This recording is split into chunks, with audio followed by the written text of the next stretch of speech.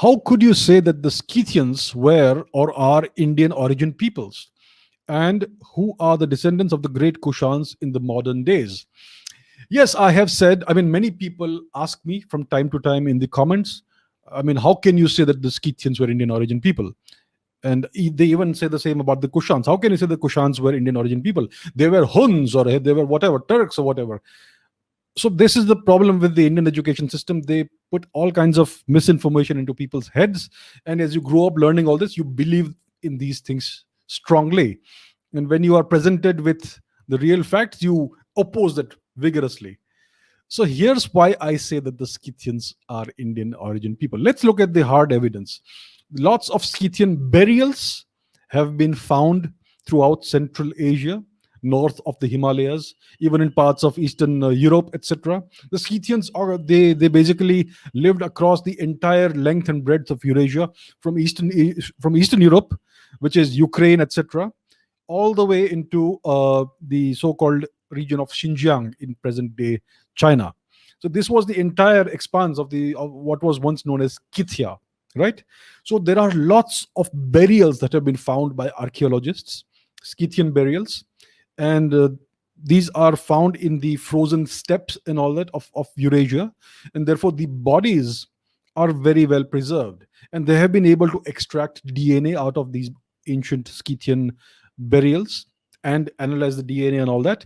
And it is found that the overwhelming majority of the Scythian males whose DNA has been analyzed, they happen to belong to the R1A patrilineal lineage. Now, the R1A patrilineal lineage is of Indian origin. It is found in the highest concentrations in India, in the Indian subcontinent, and also in Eastern Europe, in the region of Poland, Germany, etc., and the Slavic regions of Europe.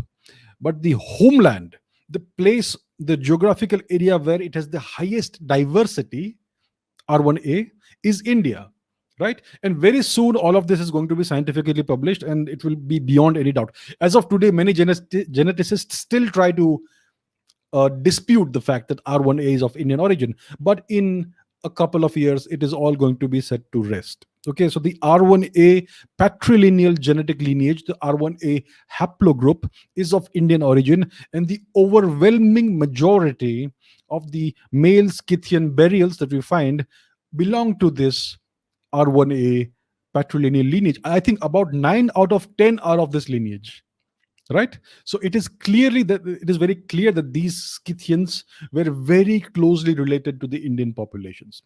Further, when we analyze the DNA of an ancient from an ancient burial or any person, you can actually tell what are their physical characteristics. You can tell what's the color of their eyes, the color of their skin, the color of their hair, etc. And we find that the Scythians overwhelmingly were light. They had light skin, light brown skin, not white skin like the Europeans. They had light brown skin. They had brown eyes, and they had dark hair. Okay, so once again, these are not Europeans. In popular culture, the Scythians are depicted as white-skinned people with either blonde hair or red hair and blue eyes. That is completely wrong. They look like Indians, right? So this is the reason why I say that the Scythians were Indian origin people. We know it is recorded in our ancient literature that Indians went outside India in great migrations, in great waves, multiple times. And they founded the very ancient kingdoms in Central Asia, Uttara Kuru, Uttara Madra, all that. And these people are all related to Indians because they are the descendants of ancient Rigvedic people who went out of India. It is very well attested in our ancient literature. And we find that corroborated in the genetics very clearly. And we also know that the Scythians re-invaded India about 2,100 or so years ago, or 2,200 years ago, right? The Indo-Scythians. Now, it is well known that there was absolutely no friction or conflict between the Scythian population that came into India and settled down in India. I mean, if they had been of a different ethnicity, if they had been of a different culture, then you would have large-scale rioting and lots of ethnic and cultural strife and religious strife. But there was none of that. The Scythians invaded India, right? They were able to establish kingdoms in Western India, and they basically just settled down and assimilated harmoniously with the people of India. And today we don't even know who has how much Scythian origin or not, because they were the same ethnicity as the Indians. And they obviously, it's very clear they spoke a very similar language, and they had a very similar culture. It's known that the Scythians were sun worshippers. The Greeks have recorded that the primary god of the Scythians was the sun. They worshipped the sun, and they had other gods as well. So all of this taken together shows you that the Scythians were ethnically, genetically, culturally, linguistically, religiously, the very much the same as the Indians. The Indians, the ancient Indians, regarded the Scythians as Mlecha people, Mlecha, which means that they were the descendants of Vedic people, but they had ceased, they had stopped following all the rituals of the Vedas properly. So they did follow some rituals, but they were lax in that, and therefore they were not regarded as proper uh, civilized people, and that's why they were called Mlechas. And I'm sure the Scythians had intermingled with some Central Asian people as well, so there was some mixing of the DNA. But they were overall, as the DNA evidence shows, very much Indians, right? So today, I am sure there's a great deal of a significant population in northern Western India who have some Scythian, Indo-Scythian ancestry. But there's no way of telling, because the Scythian DNA was this, or more or less the same as the DNA of the Indians. And the same goes for the Kushans. The Kushans were the easternmost Scythians. That's how you can look at them, right? And they also, if you look at the ancient mummies that you find in the Tarim River Basin, those ancient burials, the Tokhari and Tushar people, who are basically the ancestor of the Kushans. If you look at those people, they look kind of European.